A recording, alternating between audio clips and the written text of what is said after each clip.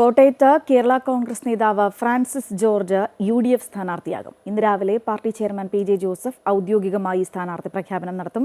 4 പതിറ്റാണ്ടുകൾക്ക് ശേഷം കേരള കോൺഗ്രസുകൾ തമ്മിലുള്ള മത്സരത്തിനാണ് കോട്ടയത്ത് കളമൊരുങ്ങുക. കോട്ടയം ലോക്സഭാ മണ്ഡലത്തിൽ അതിവേഗം സ്ഥാനാർത്ഥിയെ പ്രഖ്യാപിച്ച് LDF പ്രവർത്തനങ്ങൾ ശക്തമാക്കുമ്പോഴാണ് ചടുലമായ നീക്കങ്ങളുമായി UDFും എത്തുന്നത്. കേരള കോൺഗ്രസ് M സ്ഥാനാർത്ഥി തോമസ് ചാഴിക്കാടനെ നേരിടാൻ ശക്തനായ ഫ്രാൻസിസ് ജോർജിനെ കളത്തിലിറക്കാനാണ് കേരള കോൺഗ്രസ് ജോസഫ് ഗ്രൂപ്പിന്റെ തീരുമാനം. സീറ്റിനായി അവകാശവാദം ഉന്നയിച്ച് ജില്ലാ പ്രസിഡന്റ് സജീവ് മഞ്ഞക്കടമ്പിൽ ഉൾപ്പെടെയുള്ള നേതാക്കൾ രംഗത്തെത്തിയെങ്കിലും ഫ്രാൻസിസ് ജോർജ് മത്സരിക്കണമെന്ന് പാർട്ടി തീരുമാനിക്കുകയായിരുന്നു. PJ ജോസഫും മോൻസ് ജോസഫും പാർലമെന്റിലേക്ക് ഇല്ലെന്ന് തീരുമാനിച്ചതോടെയാണ് ഫ്രാൻസിസ് ജോർജിലേക്ക് എത്തിയത്. പാർട്ടി ചെയർമാൻ PJ ജോസഫ് നാളെ രാവിലെ 11 മണിക്ക് ഔദ്യോഗികമായി സ്ഥാനാർത്ഥി പ്രഖ്യാപനം നടത്തും. 4 പതിറ്റാണ്ടുകൾക്ക് ശേഷം കേരള കോൺഗ്രസുകൾ തമ്മിൽ കോട്ടയത്ത് ഏറ്റുമുട്ടുമ്പോൾ പോരാട്ടം തീപാറുമെന്ന് ഉറപ്പായി കഴിഞ്ഞു.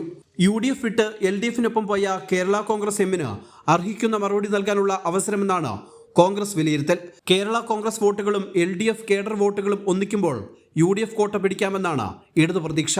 അമൃത ന്യൂസ്, കോട്ടയം.